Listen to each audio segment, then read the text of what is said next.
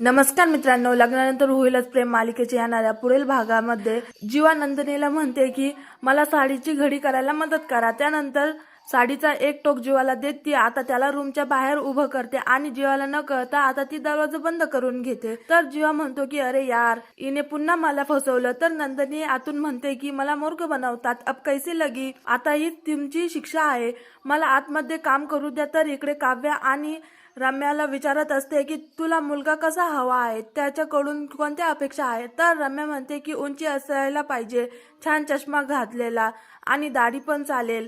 त्यानंतर पार्थला संशय येतो की ही तर माझ्याबद्दलच बोलते, त्याचमुळे तो आता रम्याकडे पाहू लागतो. तर आता रम्याचं बोलणं ऐकून काव्यालाही तिच्यावर संशय झालेला असतो. काव्या म्हणते की एक मिनिट, हे तर पार्थ देशमुखचे वर्णन झालं. तर रम्या आता पुन्हा तिथे विषय बदलत म्हणते की मला तर पार्थ सारखाच हँडसम मुलगा हवाय.